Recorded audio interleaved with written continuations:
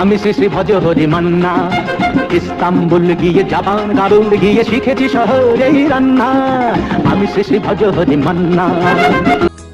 Hello friends, Enakshi রান্নাঘরে আপনাদের সবাইকে স্বাগত। আজকে আবার আমি একটি নতুন রেসিপি নিয়ে এসেছি। এর নাম চিকেন দো পেঁয়াজা। এটি কিভাবে বানাবো বা এর জন্য কি কি নেব আপনাদেরকে দেখিয়ে দিচ্ছি। প্রথমে আমি নিয়েছি মাংস 500 গ্রাম,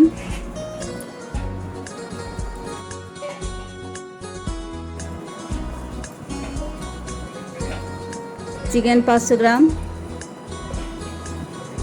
টক দই 150, স্বাদ অনুযায়ী লবণ, আদা রসুন কাঁচা লঙ্কা পেস্ট, টমেটো পেস্ট, তেল, জিরে ধনে লঙ্কা গুঁড়ো, হলুদ। একটি প্লেটের মধ্যে আমি নিয়েছি তেজপাতা, লবঙ্গ, এলাচ, দারচিনি, মেথি পাতা, গরম মশলা। পেঁয়াজ আমি লম্বা করে কেটে নিয়েছি, দুটো বড় সাইজের পেঁয়াজ, আর কিছুটা ডুমো করে কেটে নিয়েছি। আর আমি সেদ্ধ আলু নিয়েছি, আলু অপশনাল, না দিলেও চলবে। এরপর আমি কিভাবে বানাবো সেটা দেখিয়ে দিচ্ছি। ওভেন অন করলাম, এর মধ্যে কড়া বসিয়ে দিলাম, এর মধ্যে তেল দিয়ে নেব। আমি 100 তেল দিচ্ছি, খুব বেশি তেলে রান্না করব না। এরপর তেলটি গরম হওয়ার জন্য আরও ভালোভাবে কড়ার গায়ে তেলটি লাগিয়ে নিলাম। তেল গরম হয়ে গেছে, এর মধ্যে আমি লবঙ্গ, এলাচ, দারচিনি, তেজপাতা সবগুলি দিয়ে নিলাম। তারপর এগুলি কিছুক্ষণ গরম হয়ে যাওয়ার পরে আমি এর মধ্যে লম্বা করে কেটে রাখা পেঁয়াজগুলি দিয়ে দেব।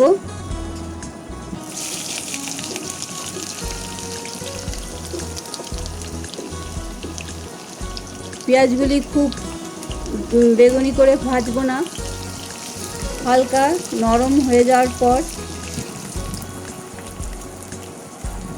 এর মধ্যে আমি সামান্য নুন দেব, যাতে পেঁয়াজগুলি সহজেই নরম হয়ে যায়।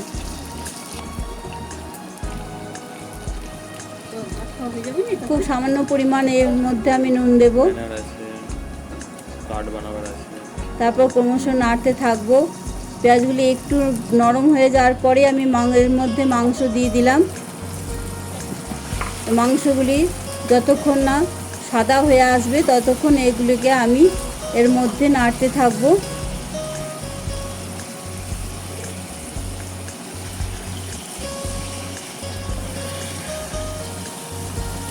মাংসের কালার সাদা হওয়ার জন্য আমি ওয়েট করব।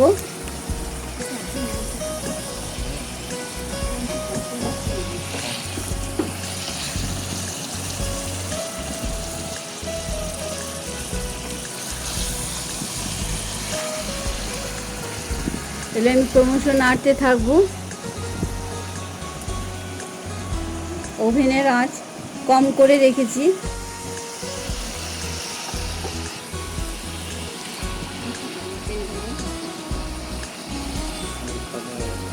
মাংসের কালার হোয়াইট হয়ে যাওয়ার পর আমি এর মধ্যে একে একে মশলাগুলি দিয়ে নেব।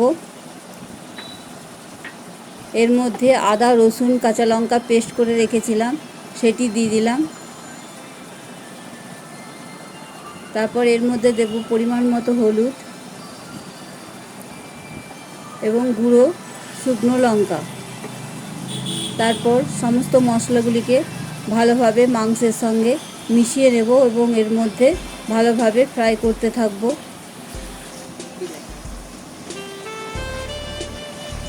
ক্রমশ নাড়তে থাকতে হবে। এর মধ্যে আমি কোনো জল ব্যবহার করব না। যদি কারো জলের প্রয়োজন লাগে তাহলে গরম জল করে সামান্য পরিমাণে দিয়ে নিতে হবে। এর মধ্যে দিয়ে দেব মেথি পাতা। মেথি পাতার সেন্ট খুব ভালো উঠবে এবং এর মধ্যে মেথি পাতা দিতে হয়। এর মধ্যে এরপরে আমি দিয়ে নিচ্ছি জিরে এবং ধনে ফ্রাই করে আমি অর্ধেক গুঁড়ো করে রেখেছিলাম, মিহি গুঁড়ো করব না। তারপর আবার এই মশলাগুলিকে ভালোভাবে মিশিয়ে নেব। তারপর 2 মিনিটের জন্য আমি এটাকে কভার করে দেব। 2 মিনিট পরে আবার ঢাকনা খুলে নিয়ে আবার নাড়তে থাকবো মাংসগুলিকে।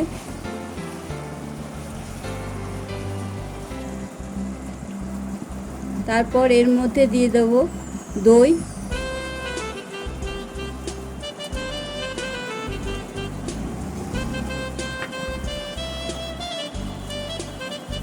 টমেটো পেস্ট করে রেখেছিলাম, টমেটো পেস্ট এর মধ্যে, তারপর দিয়ে দিচ্ছি কাঁচা লঙ্কা। এর মধ্যে দই জল ছেড়ে দেবে এবং টমেটোর যে জল বেরোবে তার থেকেই মাংস সেদ্ধ হবে, জলের পরিমাণ বেশ ভালোই হয়ে যাবে এবং এই রান্না করতে বেশিক্ষণ টাইম লাগে না। আপনারা দেখতে পাচ্ছেন জলের পরিমাণ কত বেড়ে গেছে, তাই জল দেবার দরকার প্রয়োজন হয় না। ওভেনের আঁচ হাই হিটে রেখেছি, তারপর আমি কমিয়ে দেব।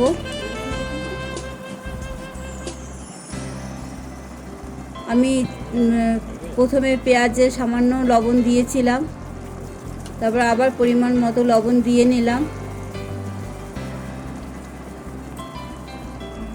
আবার এগুলিকে ভালোভাবে মিশিয়ে নেব।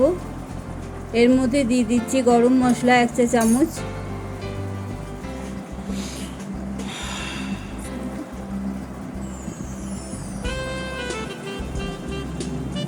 ক্রমশ নাড়তে নাড়তে আস্তে আস্তে মাংসগুলি সেদ্ধ হয়ে আসবে।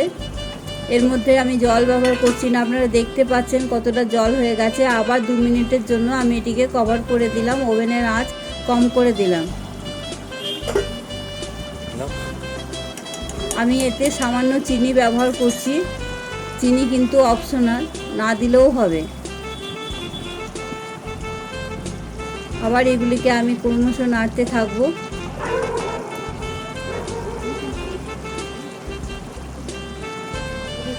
এবার দো পেঁয়াজ আর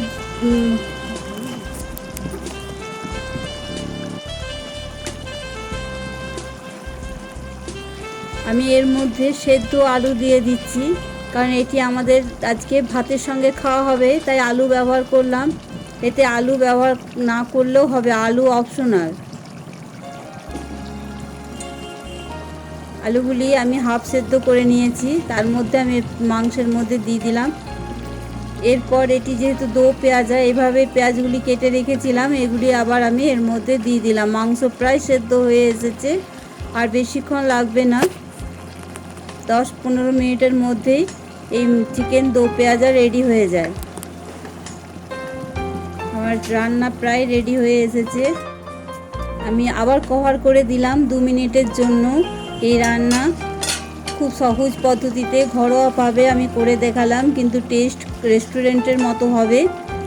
আপনারা বাড়িতে বানিয়ে দেখবেন, আমাকে কমেন্ট করবেন। আমার চ্যানেলটি ভালো লাগলে যারা নতুন আমার চ্যানেলে তারা সাবস্ক্রাইব করবেন।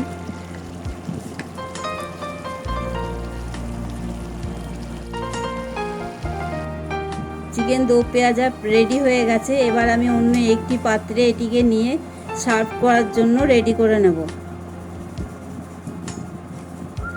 সার্ভ করার জন্য রেডি হয়ে গেছে, আপনারা দেখতে পাচ্ছেন এর কালার, এবং দেখেও বোঝা যাবে যে কতটা টেস্টি হয়েছে। আপনারা বাড়িতে বানিয়ে দেখবেন, আমাকে কমেন্ট বক্সে জানাবেন। Thank you.